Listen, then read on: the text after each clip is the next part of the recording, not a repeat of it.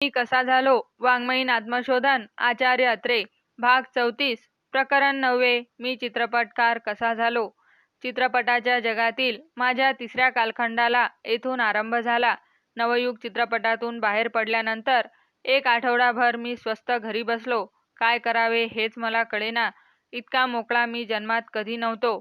18 वर्षांची शाळेतली नोकरी सोडून मी नवयुग चित्रपट संस्था काढली। वर्षभर रात्रंदिवस राक्षसासारखा तिच्यासाठी राबलो आणि बेकार झाल्यासारखा एकदम घरी जाऊन बसलो। आयुष्यात पोकळी निर्माण झाल्यासारखी वाटली, पण माझा स्वाभिमान मला फार वेळ स्वस्थ बसू देणारा नव्हता। चित्रपटाच्या सृष्टीत मी जो प्रवेश केला होता तो अशा रीतीने बाहेर फेकून दिला जाण्यासाठी नव्हे, वारुळातून नाग बाहेर पडावा तसा चिडून एक दिवस मी पुण्याहून मुंबईला गेलो। जवळ फारसे पैसे नव्हते। नवयुग चित्रपटामधून 5-7 हजार रुपये येणे होते, ते इतक्या लवकर थोडेच मिळणार होते। तरी देखील सरदार गृहात जाऊन मुक्काम ठोकला आणि दुसऱ्या दिवसापासून मुंबईच्या चित्रपट सृष्टीतून हिंडू लागलो। माझे नाव सर्वांच्याच परिचयाचेच होते। स्वतःची चित्रपट निर्मिती संस्था मी काढणार हे ऐकून पुष्कळांना आनंद झाला, पण निराळे भांडवल द्यायला कोणी तयार होईना। जो तो आपल्या संस्थेच्या निशाण्याखाली येण्याचे मला पाचारण करू लागला, त्याला तर माझी तयारी नव्हती। आपण जेथे सर्वाधिकारी नाही तेथे पुन्हा जावयाचे नाही असा मी निश्चय केला होता। नवयुग चित्रपटचे तरुण आणि महत्त्वाकांक्षी वितरक श्री भालचंद्र सामंत हे माझे मित्र होते। वास्तविक पाहता त्यांनीच माझ्या संकल्पित संस्थेला भांडवल द्यावयाचे, पण ते म्हणाले, माझे सारे पैसे नवयुगमध्ये गुंतले आहेत, तुम्ही आणखी 6 महिने थांबा।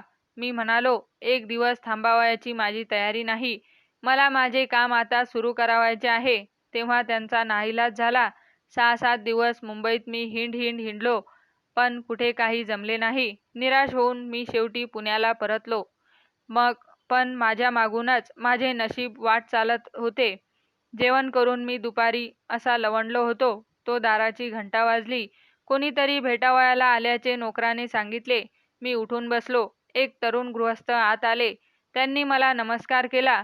मुंबईतच आपल्याला भेटावयाचा मी प्रयत्न केला, ते म्हणाले, पण आपण इकडे आल्याचे कळले तेव्हा पाठीमागच्या गाडीने मीही आपल्या मागोमाग आलो। माझ्याकडे एवढ्या निकडीचे त्यांचे काय काम असावे ह्याचा मला बोध होईना। मी त्यांच्याकडे पाहत राहिलो तेव्हा ते म्हणाले, खानदेशात मी वकिली करीत असतो। माझा एक श्रीमंत अशील आहे, त्याला चित्रपटाच्या धंद्यात पैसे गुंतवावयाचे आहेत। आपण नवीन संस्था काढणार असे मी नुकतेच ऐकले। आपल्या वाङ्मयाचा मी भक्त आहे, तेव्हा आपल्यासारख्यांचे सहकार्य मिळाले तर उत्तम असा मी माझ्या अशिलाला सल्ला दिला। त्यालाही तो मान्य झाला। तेव्हा आता मी त्यांच्यातर्फे तुम्हाला विनंती करावयाला आलो आहे। मोठ्या आशेने आणि अजिजीने वकील साहेब माझ्याकडे पाहू लागले। मी माझा चेहरा शक्य तितका गूढ आणि गंभीर ठेवण्याचा प्रयत्न केला। मी त्यांना मध्येच थांबवून म्हणालो, पण हे जमायचे नाही, माझी पैशांची सोय झाली आहे। वकील साहेबांचा पारा आणखीच उतरला। ते माझा हात धरून मोठ्या मिनतवारीने म्हणाले, असे करू नका, लक्ष्मी तुमच्या दारात चालत आली आहे, तिला लाथाडू नका। पहिला चित्रपट काढताना तरी तुम्ही माझ्या अशिलाला बरोबर घ्या। पुढे तुमचे जमले तर ठीक, नाही तर मोडून टाकले आहे काय त्यात। वकील साहेबांची ही विनंती मान्य करावयाला मला फारच कष्ट पडले। बऱ्याच वेळाने मी त्यांना रुकार दिला। पहिल्या चित्रपटासाठी तुमच्या अशिलाला $1 लाख रुपये घालावे लागतील, मी म्हणालो। त्याची तुम्ही काळजी करू नका। वकील साहेब हसून उत्तरले, $1 लाख काय घेऊन बसला आहात, 1 लाख रुपये तुम्ही मागा की। फार मोठी आसामी आहे माझा अशील। दुसऱ्या दिवशी सकाळी पुण्याहून मुंबईला जाणाऱ्या डेक्कन क्वीनच्या दुसऱ्या वर्गात आम्ही दोघे मोठ्या रुबाबाने प्रवास करीत होतो। बोरीबंदरच्या स्टेशनवर आमच्या स्वागतासाठी वकील साहेबांचे अशील विडा चगडीत आणि सिगारेटच्या धुराचे लोट सोडीत उभे होते। पैशाच्या जोरावर चित्रपटसृष्टीत प्रवेश मिळवू पाहणारे ते एक उल्लू लक्ष्मीपुत्र होते, हे माझ्या लक्षात यावयाला वेळ लागला नाही। वकील साहेबांनी ओळख करून दिली, हे ते फक्कडचंद बरे का। भालचंद्र सामंतांच्या ऑफिसात येईपर्यंत मोटारीमध्ये फक्कडचंदांनी खानदेशातल्या आपल्या गिरण्यांची आणि मुंबईमधल्या आपल्या पेट्रोल पंपांची मला तपशीलवार माहिती करून दिली। मोटारीतून उतरताना आपल्या आगामी चित्रपटात एखादी लहानशी भूमिका करण्याची आपली तयारी असल्याचे त्यांनी मला सांगितले. मी हसून त्यांच्या तोंडाकडे एकवार बघितले. काळ्याभोर खडकात एखादे बुद्धकालीन लेणेच पाहतो आहोत असा मला क्षणभर भास झाला. सर्व चेहऱ्यावर देवींनी असे काही कलाकुसरीचे काम करून ठेवले होते म्हणता. ह्या गृहस्थाला चित्रपटात मी काम द्यावयाचे म्हणजे झाले. निकालच लागला. पुन्हा काही हा धंदा आयुष्यात करावयाला नको. पण म्हटले इतक्यात कशाला बोला. सामंतांच्या ऑफिसात फक्कडचंदांचा आणि आमचा करार ठरला. 4 हप्त्यात त्यांनी मला ₹1,00,000 द्यायचे आणि चित्रपटाचे वितरण सामंतांनी करावयाचे. करारावर दोघांच्या सह्या झाल्या. फक्कडचंदांनी ₹10,000 चेक माझ्या हातात ठेवला. तो खिशात घालून ऐटीने मी स्टँडर्ड रोडवरच्या इपिरियन बँकेत गेलो आणि अत्रे पिक्चर्सचे मुंबईमध्ये पहिले खाते उघडले. अरबी भाषेतील सुरस गोष्टीतल्या पेक्षा मोठा चमत्कार माझ्या आयुष्यात घडून आला. बँकेमध्ये पैसे असल्यानंतर खिशात चेकबुक घालून आणि मोटारीत बसून मुंबईमधून भटकण्यात काय मौज असते हे अनुभवाखेरीज कळणार नाही. शिवाजी पार्कमध्ये समुद्राशेजारी एक सुंदरसा फ्लॅट मी मिळविला. टेलिफोन घेतला आणि नव्या चित्रपटाच्या तयारीला लागलो. पहिल्याने स्टुडिओचा शोध करू लागलो. यात सुमारास श्री हरिभाऊ मोटे यांच्या आशा पिक्चर्ससाठी घर जावई ही गोष्ट मी लिहून दिली होती. त्यांच्या चित्रणासाठी तेही स्टुडिओच्या शोधातच होते. मी त्यांना म्हणालो, आपण बरोबरच का फिरू नये? जमले तर आपण एका स्टुडिओत आपले चित्रपट काढू की? एके दिवशी आम्ही परळच्या हिंदुस्तान मूव्ही टोनमध्ये गेलो. त्यांचे मालक श्री नानूभाई देसाई होते. चित्रपटाच्या व्यवसायात ह्या गृहस्थाने अगदी प्रारंभापासून अनेक चमत्कार केले होते. त्याचे नाव माहीत नाही असा ह्या धंद्यात त्यावेळी कोणी नसेल. तथापि आर्थिकदृष्ट्या अगदी ते डबघाईला आलेले होते. म्हणून चित्रव्यवसाय सोडून बाहेर कसे पडावे ह्याच्या ते विचारात होते. ब्रह्मचारी बोलपटामुळे माझ्याबद्दल त्यांना फार आदर वाटत होता. मला पाहून त्यांना फार फार आनंद झाला. काय अत्रे साहेब, कुणीकडे आलात? हसून त्यांनी मला विचारले. मी म्हणालो, मला तुमचा स्टुडिओ भाड्याने पाहिजे आहे. अरे, भाड्याने घेऊन कसली पिक्चर्स काढता आहात तुम्ही? नानूबाई मोठ्याने हसून म्हणाले. तुमच्यासारख्यांनी स्वतःचा स्टुडिओ विकत घेतला पाहिजे. चला, तुमची इच्छा असेल तर आपण हा स्टुडिओ तुम्हाला विकत देतो. स्टुडिओ विकत घ्यायचा म्हणजे हिमालयच खरेदी करायचा अशी माझी कल्पना होती. म्हणून नानूभाईंची ती सूचना ऐकून माझ्या अंगावर एकदमच काटा उभा राहिला. तथापि स्टुडिओ विकत घेण्याची आपली लायकी आहे असे नानूभाईंसारख्यांना वाटते. एवढ्यानेच मी स्वतःवर बेहद्द खुश झालो. खिशातले चेकबुक चाचपून पाहिले आणि बँकेत ₹10,000 ऐवजी जणू काही ₹10,00,000 आहेत अशा भावनेने मी नानूभाईंना विचारले, केवढ्याला मिळेल तुमचा स्टुडिओ? ₹50,000. फारच माफक किंमत सांगतो आहोत अशा आविर्भावाने नानूभाई म्हणाले. करतो विचार. काहीतरी बोलायचे म्हणून मी ओठातल्या ओठात पुटपुटलो. त्यावर नानूभाईंनी माझा हात धरला आणि ऑफिस बाहेरच्या बागेत ते मला घेऊन गेले. म्हणाले, अत्रे, तुम्हाला असा स्टुडिओ मुंबईत मिळावयाचा नाही. लहान असला तरी सर्व दृष्टींनी परिपूर्ण आहे. गावातल्या गावात असून आजूबाजूचे वातावरण अगदी शांत आहे. तुम्हीच हा स्टुडिओ घ्यावा अशी माझी इच्छा आहे. बोला, तुम्हाला जी सवलत पाहिजे असेल ती मी द्यायला तयार आहे. नानूभाईंनी माझ्या वरमाला चिमटा घेतला. माझ्या कर्तृत्वाची ती कसोटी होती. अशा प्रसंगी माझा स्वाभिमान थोडीच माघार घेणार. नानूभाईंना मी म्हणालो, माझी ₹30,000 द्यावयाची तयारी आहे. मात्र पैसे दर महिन्याला 5,000 असे 6 हप्त्यात देईन. क्षणभर मला वाटले की नानूभाई नाही म्हणतील आणि त्या पेच प्रसंगातून आपसुकच आपली सुटका होईल. पण नानूभाईंनी माझ्या हातावर एकदम टाळी मारली. मान्य आहे तुमचे म्हणणे, ते म्हणाले. झाला, तुम्ही ह्या स्टुडिओचे मालक झालात. ऑफिसात येऊन त्यांनी आपल्या कारकुनाला कोणत्या अटीवर मला स्टुडिओ विकला त्यासंबंधीचे एक लहानसे पत्र टाईप करायला सांगितले. आम्ही दोघांनी त्यावर सह्या केल्या. खिशातले चेकबुक काढून मी ताडकन 5,000चा चेक त्यांना फाडून दिला. स्टुडिओच्या मालकीमध्ये मी हरिभाऊ मोट्यांनाही घेतले. स्टुडिओतून बाहेर पडताना मी जागा आहे का स्वप्नात आहे हे कळेना. भाड्याने स्टुडिओ घ्यावयाला म्हणून आलो आणि तासाभरात स्टुडिओचा मालक होऊन मी बाहेर पडलो. मी हरिभाऊंना म्हटले, अजून माझ्या खात्यात ₹5,000 आहेत. तेव्हा 10,000ची सोय झाली. बाकीचे ₹20,000 कसे द्यावयाचे? हरिभाऊ म्हणाले, त्याला अजून 2 महिने अवकाश आहे. त्यावेळी विचार करू. स्टुडिओचे कायदेशीर खरेदी खत व्हावयाला पुढे 15 दिवस लागले. त्याच्या मालकी हक्काच्या पुष्कळच भानगडी होत्या. तो 2-4 ठिकाणी गहाण होता. रोज सकाळी 11 वाजता आम्ही सॉलिसिटरच्या ऑफिसात जावयाचे आणि दिवसभर तेथे माश्या मारीत बसायचे. आमच्या कामाची प्रगती कुठपर्यंत झाली ह्याचा आम्हाला कधी पत्ताच लागावायचा नाही. मुंबईतल्या सॉलिसिटरांची ऑफिसे ही एक अद्भुत दुनिया आहे. तेथे काय कामे चालतात हे त्यांनाच माहीत. पक्षकारांना वेळ लागायचे तेवढे बाकी राहते. तब्बल 15 वाड्याच्या नंतर आम्हाला किनारा दिसू लागला.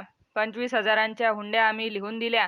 अनेक ठिकाणी कागदांवर 17 ठिकाणी सह्या केल्या आणि मग दुसऱ्या दिवशी सकाळी स्टुडिओच्या दारावर मालक म्हणून आमच्या नावाची कोरी करकरीत पाटी चढवली. स्टुडिओचे पूर्वीचे नाव बदलले आणि चित्रमंदिर असे त्याचे नवीन नामकरण केले. अशा रीतीने मुंबईस आल्यापासून अवघ्या 3 आठवड्यांच्या आत खिशात दमडी नसताना मी एका मोठ्या स्टुडिओचा मालक होऊन बसलो.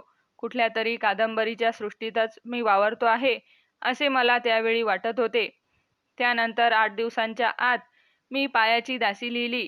अर्धांगीच्या बाबतीत महाराष्ट्रात कौटुंबिक चित्रपट हमखास यशस्वी होतो असा मला अनुभव आला होता. तेव्हा तोच धडा पुन्हा गिरवण्याचे मी ठरविले. संत सखूमध्ये कजाग सासू आणि नेबळट नवरा ह्यांच्या कात्रीत सापडलेल्या सात्विक आणि शोषित सुनेचे हृदयस्पर्शी चित्र मी रंगविले होते. कारुण्य आणि विनोद या 2 परस्पर विरोधी रसांच्या परिपोषाच्या दृष्टीने हा कथाभाग मला फारच आवडला. त्यालाच सामाजिक रूप द्यावयाचे मी ठरविले. चित्रपटाचे दिग्दर्शन स्वतः मीच करावे असा माझा प्रारंभी विचार होता. पण त्या कामात गुंतल्यानंतर अत्रे पिक्चर्सच्या आर्थिक बाजूकडे माझे दुर्लक्ष होईल असे मला भय वाटले. धंद्याच्या दृष्टीने संस्थेच्या व्यवस्थेकडे आणि व्यवहाराकडे मी जास्तीत जास्त लक्ष देणे जरूर होते. तेव्हा प्रारंभीचे 2-3 चित्रपट निघाल्यानंतर मग मी दिग्दर्शनाकडे लक्ष द्यावे असा विचार करून पायाची दासीचे दिग्दर्शन मी जागीरदारांकडे सोपविले. वृद्ध आणि कजाक सासूची भूमिका दुर्गा खोटे यांना द्यावयाचे ज्यावेळी आम्ही ठरवले त्याचवेळी चित्रपटाचे अर्धे यश निश्चित झाले. हरिभाऊ मोठे यांच्या घर जावईच्या चित्रणास चित्रमंदिरात प्रथम सुरुवात झाली आणि त्याच्या पाठोपाठ पायाची दासीचे चित्रण सुरू झाले. आम्ही स्टुडिओ विकत घेतलेला पाहून फक्कडचंदांची मिजाज बिघडली. स्टुडिओच्या मालकीत आपल्यालाही भागीदार घ्यावे असा त्यांनी हेका धरला. मी त्याला साफ नकार दिला. मी त्यांना म्हणालो, तुम्ही एका चित्रपटापुरते भागीदार आहात, स्टुडिओशी काय तुमचा संबंध? तेव्हा फक्कडचंद म्हणाला, मग चित्रपटाच्या बाबतीत आपला करार मोडला असे समजा. पुढचा हप्ता मी तुम्हाला देणार नाही. मी म्हणालो, ठीक आहे. मग कराराच्या पोटी प्रारंभी तुम्ही मला दिलेले 10,000 रुपये बुडाले म्हणून समजा. ते ऐकून फक्कडचंद खूप चडफडला. काही न करता फुकटच्या फुकट आपले 10,000 रुपये जातात हे बघून कोणाच्या जीवाचा चडफडाट होणार नाही. पण त्याला काही इलाज नव्हता. करारात तसे ठरले होते. नाटकात जसे निमित्तापुरते एखादे पात्र प्रवेश करते आणि पुढे कायमचे नाहीसे होते त्याप्रमाणे स्वतःचे 10,000 रुपये खर्च करून मला चित्रपटाच्या धंद्यात शिरकाव मिळवून देण्यासाठी फक्कडचंद हे पात्र काही काल माझ्या आयुष्यात प्रविष्ट होऊन गेले असे म्हटले पाहिजे. फक्कडचंदांचा करार मोडला म्हणून पैशाच्या दृष्टीने माझी काहीच गैरसोय झाली नाही. कारण चित्रमंदिराचा मी मालक झाल्यापासून मुंबईच्या पैसे बाजारात माझा भलताच भाव वाढला होता.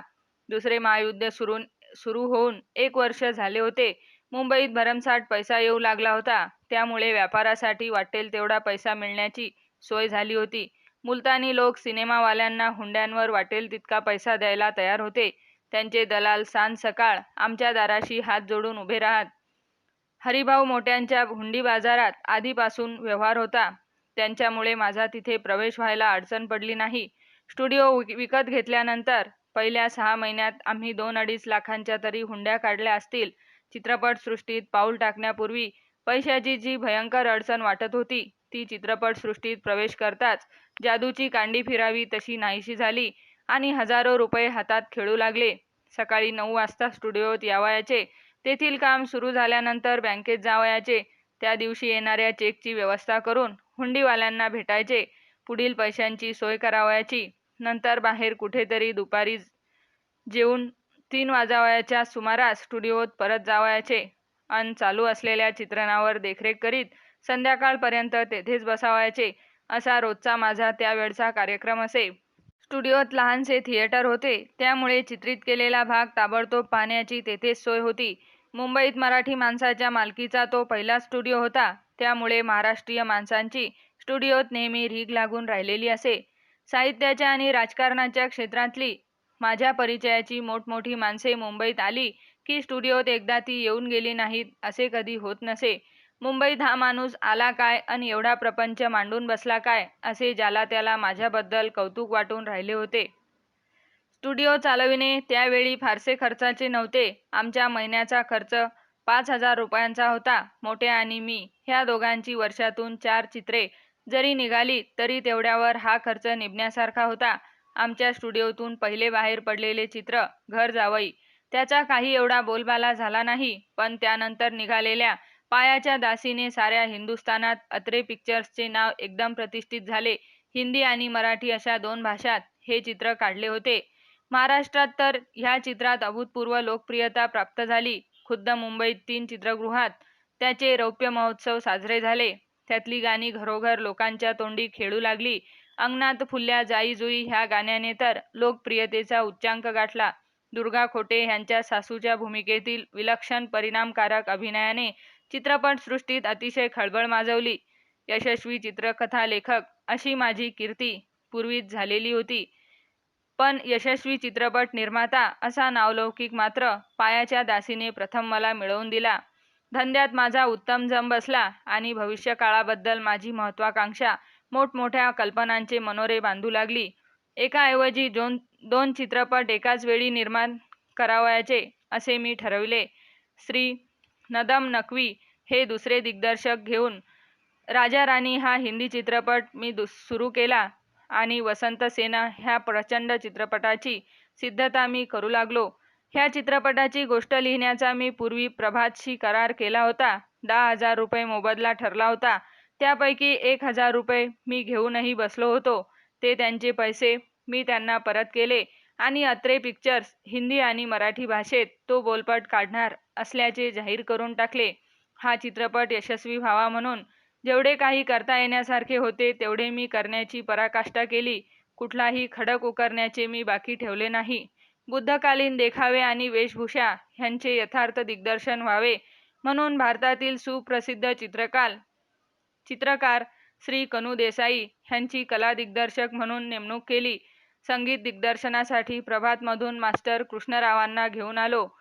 त्या काळी भारतात त्यांच्यापेक्षा अधिक यशस्वी संगीत दिग्दर्शक कोणी नव्हता. वसंत सेनेला नृत्य शिकविण्यासाठी मणिपुरी नृत्यकार पंडित नवकुमार यांची नेमणूक केली. उत्तमोत्तम नटनटी आणि तंत्रविशारद ह्यांची योजना केली. सुतारांचे आणि शिल्पकारांचे ताफेच्या ताफे मोठमोठ्या देखाव्यांची सिद्धता करण्यासाठी रात्रंदिवस चित्रमंदिरात खपू लागले. शिंप्यांच्या पलटणी रेशमी आणि जरीच्या कपड्यांचे डोंगरच्या डोंगर शिवून तयार करू लागल्या.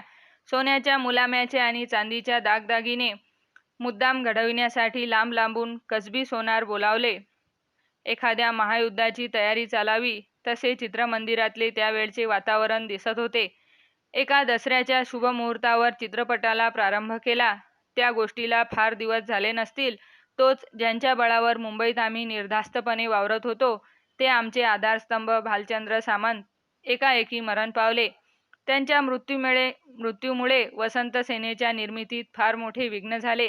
अंगावर एवढी मोठी आर्थिक जबाबदारी घेतलेली ती पुरी कशी व्हावयाची. पण एवढ्यात मुंबईच्या चित्रपट व्यवसायातील एक धनिक व्यापारी श्री मंचरशा बिलीमोरिया ह्यांनी आम्हास लागेल ती आर्थिक मदत द्यावयाचे कबूल केले.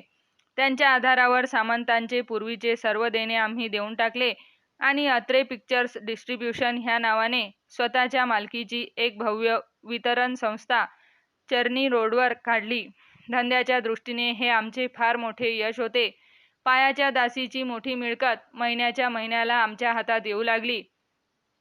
ह्या चित्रपटाचे एकंदर 5-5.5 लाख रुपये आम्हाला मिळाले. राजा राणी हा आमचा दुसराही चित्रपट चांगला निघाला. त्यानंतर देवलांच्या संशय कल्लोळावर आधारलेला तस्वीर हा हिंदी बोलपट आम्ही ताबडतोब सुरू केला. त्याच्या चित्रणासाठी चित्रमंदिरमध्ये जागा नव्हती म्हणून आम्ही मुंबईच्या सेंट्रल स्टुडिओमधील एक स्टुडिओ स्वतंत्रपणे भाड्याने घेतला. आमच्या धंद्याचा विस्तार दुपटी-तिपटीने एकदम वाढला. इकडे वसंत सेनेचे चित्रण हळूहळू चाललेलेच होते. चारुदत्ताच्या वधस्तंभाचे चित्रण घेण्यासाठी आम्ही कोल्हापूरला गेलो. तेथून जवळ असलेल्या पीरवाडीला सरदार बाळासाहेब यादवांच्या नेतृत्वाखाली प्रचंड सेटिंग उभारले. रोज 4-5 हजार लोकांचा मॉब लागे असे महिनाभर हे आउटडोअर चालू होते. किती खर्च झाला असेल त्याला सुमार नाही. पुन्हा घरात येतो तो मुंबईवर वैमानिक हल्ला होण्याच्या भूमका उठल्याने शहरात कोण धुमाकूळ उडून राहिलेला. रात्री दिवेबंदीची अंमलबजावणी झालेली. अशा परिस्थितीत मुंबईच्या वातावरणात सुरळीतपणे चित्रण होणे कठीण होते. म्हणून सर्व सामानसुमान कलावंतनी कामगार घेऊन पुन्हा कोल्हापूरला गेलो. शालिनी स्टुडिओ 6 महिन्यांसाठी भाड्याने घेतला. तेथे पुन्हा नव्याने सर्व सेटिंग उभारले. 200-250 माणसे घेऊन कोल्हापूरला 6 महिने राहिलो. त्यांच्या जेवणाखाण्याचा सर्व खर्च अर्थातच आम्हाला करावा लागला. मुंबईत चित्रमंदिर सेंट्रल स्टुडिओ आणि कोल्हापुरात शालिनी सिनेटोन अशी 3 ठिकाणी खर्च चाललेला होता. कुबेर जरी आमचा सावकार असता तरी तो देखील या खर्चाने जेरीस आला असता. मग अशा परिस्थितीत धंदेवाईक सावकारांनी आम्हाला त्यावेळी किती बेजार केले असेल ह्याची कल्पनाच केलेली बरी. वसंत सेना 6 महिन्यात पुरी व्हावी अशी आमची पहिली योजना होती. पण 6चे 8 आणि 8चे 12 करता करता तो चित्रपट पूर्ण व्हावयाला एकंदर 14 महिने लागले आणि 7.5 लाख रुपये खर्च आला. चित्रपटाच्या धंद्यात पडून 1 वर्ष झाले नाही, तोच 7.5 लाख रुपयांच्या प्रचंड बोलपटाला हात घालण्याची माझी लायकी का होती. पण हा धंदाच असा चमत्कारिक आहे की त्यात माणूस पराकाष्ठेचा पराधीन होतो आणि प्रवाह पतितासारखा वाहत जातो. 6 महिन्यात वसंत सेना पुरी झाली असती तर मी माझ्या घरावर सोन्याचीच कौले घातली असती. पण तेवढ्या वेळात तो चित्रपट पुरा करणे माझ्या हातात का होते. ठराविक वेळात तो बोलपट पुरा होऊ नये असा माझ्या भोवतालच्या सर्व माणसांनी जणू काही कटच केला होता. पण त्यांना दोष देण्यात तरी काय अर्थ आहे. जे व्हावयाचे ते चुकत नाही. ठरलेल्या अंदाजपत्रकापेक्षा खर्चाचा आकडा जेव्हा भराभर फुगू लागला तेव्हा तो पैसा उभारण्यासाठी पूर्वीच्या चित्रपटांचे एक हक्क सावकारांना विकावे लागले आणि शेवटी तर स्टुडिओही त्यांच्याकडे गहाण टाकणे भाग पडले. तरी देखील आम्ही निर्धास्त होतो. वसंत सेनेच्या जोरावर सर्व कर्जाचा आम्ही फडशा पाडू अशी आम्हाला खात्री वाटत होती. चित्रपटाच्या निर्मितीला जरी वेळ लागला होता तरी कलेच्या आणि गुणाच्या दृष्टीने चित्रपट उत्कृष्ट झाला होता याबद्दल आम्हाला शंका नव्हती. चित्रपट तयार झाल्यानंतर एक अनपेक्षित संकट आमच्या पुढे उभे राहिले. त्याच्या प्रदर्शनासाठी मुंबईमध्ये आम्हाला कुठेही उत्तम चित्रगृह मिळू नये ह्याचा आमच्या व्यवसाय बंधूंनी पक्का बंदोबस्त करून ठेवल्याचे आम्हाला आढळून आले. मुंबईच्या चित्रव्यवसायात जितकी दुष्ट आणि मत्सरी माणसे भरली आहेत तितकी जगात कुठे नसतील. कोणताही चित्रपट प्रकाशित व्हायच्या आधीच तो बोंबलल्याच्या बातम्या सर्वत्र पेरून ठेवण्यात त्यांचा अगदी हातखंडा आहे. माझ्यासारख्या उपऱ्या मराठी माणसाने मुंबईत येऊन 7.5 लाखांचे चित्र काढावे आणि स्थानिक निर्मात्यांच्या वतनदारीवर आक्रमण करावे हे त्यांना कसे बरे सहन होणार.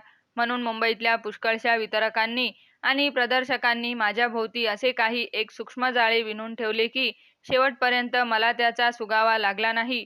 मीही काही कमी घमेंडीत नव्हतो. जिथे चित्र लावीन तिथे पैशाचा पाऊस पाडीन अशी त्यावेळी माझी जिद्द होती. शेवटी कुठेच दुसरे चांगले चित्रपटगृह मिळेना तेव्हा ग्रँड रोडवरच्या नॉव्हेल्टीमध्ये वसंत सेना लावण्यावाचून मला गत्यंतर उरले नाही. त्याचा जो परिणाम व्हावयाचा तोच झाला. साहित्य, नाट्य, संगीत, नृत्य आणि कला ह्या दृष्टीने चित्रपट अत्युत्कृष्ट वाटल्याचे अनेकांनी अभिप्राय दिले. पण चित्रपटाचा दर्जा इतका उच्च होता की खालच्या वर्गाला त्याचे आकर्षण वाटेना. बरे, ज्या वस्तीत चित्रपट लागला ती बकाली वस्ती असल्याने चांगली सुशिक्षित माणसेही रात्रीच्या वेळी तिथे जावयाला धजेनात. अशा दोन्ही तऱ्हेने चित्रपटाची कुचंबना झाली. त्यात चित्रपट पडल्याची व्यवसाय बंधूंनी चोहोकडून हाकाटी उठवली. मग काय विचारता. तरी देखील उत्पन्नाच्या दृष्टीने चित्रपटाने चांगला तग धरलेला होता. इतक्यात सावकारांनी एकदम उठाव केला. कर्जाची रक्कम ताबडतोब फेडा नाहीतर त्याला अधिक तारण द्या अशी त्यांनी मागणी केली. अधिक तारण काय द्या? स्टुडिओ आणि चित्रपट आधीच त्यांच्याकडे गहाण पडलेली होती. तेव्हा ही गहाण पडलेली सारी मालमत्ता विकून सावकाराची भरपाई करण्यावाचून दुसरे गत्यंतरच उरले नाही. स्टुडिओ विकण्यापूर्वी तो वाचवण्यासाठी शेवटची निकराची खटपट करून पाहावी म्हणून मुंबईतल्या कित्येक महाराष्ट्रीय धनिकांना भेटलो, पण कोणीही दाद दिली नाही. शेवटी आमचे सर्वात मोठे सावकार जे बिली मोरिया, त्यांना त्यांच्या 4.5 लाख रुपये कर्जाच्या पोटी स्टुडिओ आणि तोपर्यंत निर्माण केलेले सर्व बोलपट देऊन आम्ही निदान त्यांच्या ऋणातून मुक्त झालो. तरी देखील बाकीच्या सावकारांचे 3 लाख रुपये कर्ज आमच्या डोक्यावर राहिलेच. विक्रीच्या कागदावर सह्या करून वनमाला, हरिभाऊ मोटे आणि मी असे अत्रे पिक्चर्सचे तिघे भागीदार जेव्हा बिली मोरियाच्या ऑफिसातून बाहेर पडलो, तेव्हा आपल्या अत्यंत आवडत्या माणसाचे दहन करून स्मशानातून बाहेर जातो आहोत असे आम्हाला वाटले. आमचे हुंदके आम्हाला आवरेनात. डोळ्यांतून अश्रूंच्या धारा वाहत होत्या. 3 वर्षांचे मुंबईतले एक रोमहर्षक स्वप्न इतक्या भयानक रीतीने नष्ट होईल अशी कल्पनासुद्धा नव्हती. वसंत सेनेच्या नादाने चारुदत्तापेक्षाही मी अधिक कंगाल झालो होतो. स्टुडिओ गेला, डिस्ट्रीब्युशन गेले, चित्रपट गेले आणि अपयशाची काळोखी तोंडाला लागली. मुंबईच्या चित्रपट व्यवसायात उभे राहण्यापुरतेही मला स्थान उरले नाही आणि एवढी सारी बेअब्रू होऊन पुन्हा 3 लाखांचा कर्जाचा बोजा डोक्यांवर उरलाच. तो कसा फेडावायचा? त्यावेळी माझ्या जागी दुसरा कोणी असता तर त्याने दिवाळे तरी पुकारले असते, नाहीतर आत्महत्या तरी केली असती. पण माझ्या सत्वाची आणि सामर्थ्याची फार मोठी कसोटी होती ती. 8 दिवस मी स्वस्थ घरी बसलो आणि शांत चित्ताने सर्व परिस्थितीचा आणि भवितव्याचा विचार केला आणि ठरवले, अंगात जेवढी ताकद असेल नसेल तेवढी एकवटून प्राणपणाने नशिबाशी पुन्हा एकदा झुंजावयाचे. मग 72 आहे त्यामध्ये आपण कामास आलो तरी. देणेकऱ्यांनी भराभर नोटिसा पाठवायला सुरुवात केली. चोहोनकडून गांधील माशाचे मोहोळ उठले. व्यापाराची हीच गंमत आहे. जोपर्यंत माणसाची चालती आहे तोपर्यंत त्याच्या दाराशी सावकार पैशाच्या थैल्या आणून ओततात अन तो कोसळतो आहे असे वाटले की तेच कावळ्याप्रमाणे त्याच्यावर तुटून पडतात. ह्या काळात सर्वांमध्ये माझ्या जर कोणी उपयोगी पडले असतील तर ते माझे सॉलिसिटर के.एस. रेडे. त्यांनी कायद्याच्या हिमकती लढवून सगळ्या सावकारांना थोपवून धरले आणि कित्येकांना तर चांगलेच नरम आणले. अल्पमुदतीचे दावे 2-2, 3-3 वर्षांचे लांब मुदतीचे दावे करून टाकले. सावकारांना वाटले कुठून आपण कोर्टात गेलो, कारण मीही त्यांना मुदतच मागत होतो. मग कोर्टात जाऊन त्यांनी काय साधले? सावकारांचा पहिला जोरदार हल्ला अशा रीतीने मागे परतविल्यानंतर मला हालचाल करायला आणि श्वासोच्छवास घ्यायला सवड मिळाली आणि त्यानंतर पुन्हा चित्रपट निर्मितीच्या कामाकडे मी वळलो. चित्रपटाच्या धंद्यात झालेले कर्ज चित्रपटाच्याच धंद्यात राहून दूर होणे शक्य होते. पानपट्टीचे दुकान काढून का ते फेडता येणार होते? म्हणून एकदा या व्यवसायात शिरलेला माणूस शेवटपर्यंत त्यातच धडपडत राहतो. त्याला बाहेर पडता येत नाही. वसंत सेनेनंतर फार खर्चाचे चित्र नको म्हणून बाईलवेढा हे चित्र फक्त मराठी भाषेतच काढावयाचे मी ठरवले. त्याचे दिग्दर्शन मी के. नारायण काळे ह्यांच्याकडे दिले. सुप्रसिद्ध नट श्री दीक्षित ह्यांना त्यात एक महत्त्वाची भूमिका दिली. मराठी चित्रपटातली ती त्यांची पहिली आणि शेवटची भूमिका होय. ह्या चित्रपटाचे भांडवल बिली मोरियांनीच दिले आणि त्याचे चित्रण मी माझ्या जुन्या स्टुडिओतच भाड्याने केले. ह्या चित्रपटाची कथा अत्यंत प्रभावी असूनही तो जितका चांगला निघावा तेवढा निघाला नाही. त्यामुळे त्यातून प्राप्ती अशी काहीच झाली नाही. कर्जाच्या डोंगराची खपलीसुद्धा पडली नाही. चित्रपट निर्मितीपेक्षा आणखी कोणत्या खर्चाच्या बाबी वाचवता येण्यासारख्या आहेत ह्याचा त्यानंतर मी विचार करू लागलो. तेव्हा दिग्दर्शनाची सूत्रे ह्यापुढे स्वतःच्याच हाती घेणे आवश्यक आहे असे आढळून आले. वस्तुतः चित्रनिर्मितीच्या सर्व बाजूंची आणि प्रक्रियांची कित्येक वर्षापासून मला माहिती होती. असे असता माझ्या चित्रपटाचे दिग्दर्शन करावयास मी का दिरंगाई केली हे माझे मला कळत नाही. पगारी दिग्दर्शक हे चित्रपटाच्या निर्मितीचा काळ शक्य तितका लांबवण्याचा प्रयत्न करतात हे तर मला अनुभवाने माहीत झाले होते. ठराविक मुदतीत आणि खर्चात चित्रपट निर्माण झाल्यावाचून ते फायदेशीर होत नाहीत हे ह्या धंद्याच्या यशाचे रहस्य आहे. स्टुडिओ जेव्हा माझ्या मालकीचा होता त्यावेळी जर माझ्या चित्रपटांचे दिग्दर्शन स्वतः मीच केले असते तर चित्रपट व्यवसायातले माझे स्थान काहीतरी निराळेच झाले असते. कलेच्या दृष्टीनेही ज्याला वाङ्मयाची चांगली माहिती आहे आणि कथेतील नाट्य आणि रसपरिपोष ज्याला उत्तम समजतो, तोच प्रभावी दिग्दर्शन करू शकतो.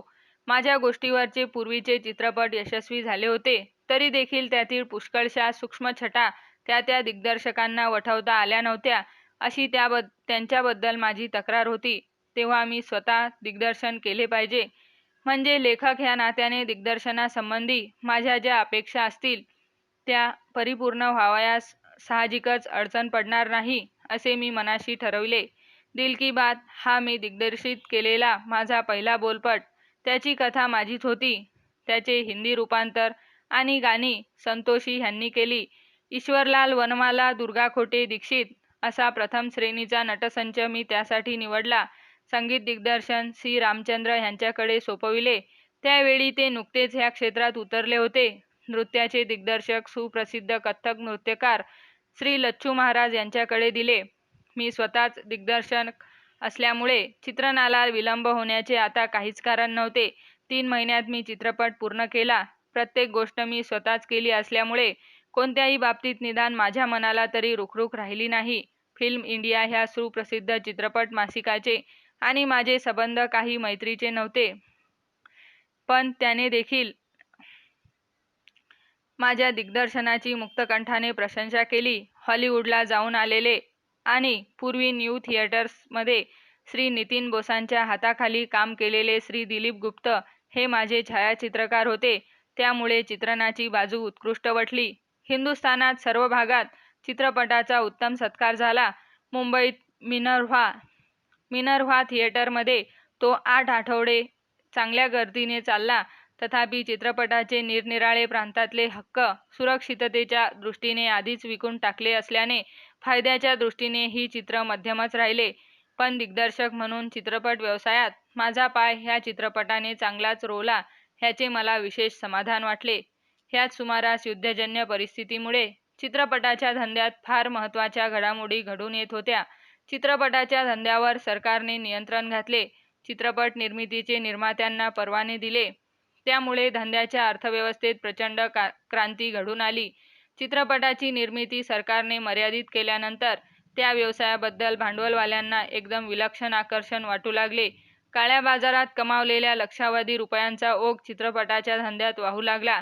त्यामुळे या व्यवसायातील सर्वच वस्तूंची मूल्ये आमूलाग्र बदलली.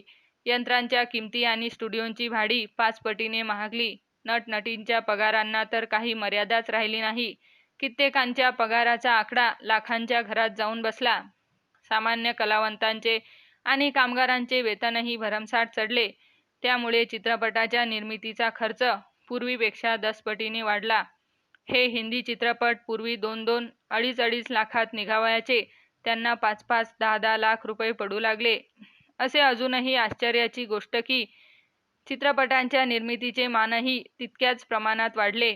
मुंबईमधल्या स्टुडिओंना तर श्वास घ्यावयाला सुद्धा सवड मिळेना. अहोरात्र कोणत्या ना कोणत्या तरी चित्रपटांचे चित्रण तेथे चाललेले असायचे. माझा स्टुडिओ गेल्याचे त्यावेळी मला सर्वात अधिक दुःख झाले. तो जर माझ्या हाती असता तर नुसत्या भाड्यावर मी वर्षाचे 10-15 लाख रुपये मिळवले असते.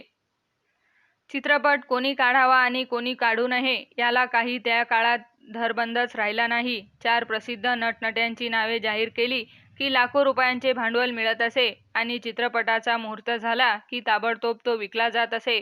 थोडक्यात सांगायचे म्हणजे चित्रपटाच्या धंद्यातले सर्व लोक पागल झाले होते. पैसा कमवण्याची आशा अशी पर्वणी पूर्वी कधीही आली नव्हती आणि पुन्हाही कधी येईल असे वाटत नव्हते. ह्या काळात परिंदे हा चित्रपट मी काढला. नवनवीन पुस्तके ऐकण्यासाठी आमच्या चॅनलला सबस्क्राईब, लाईक व बेल आयकॉनवर क्लिक करा. धन्यवाद.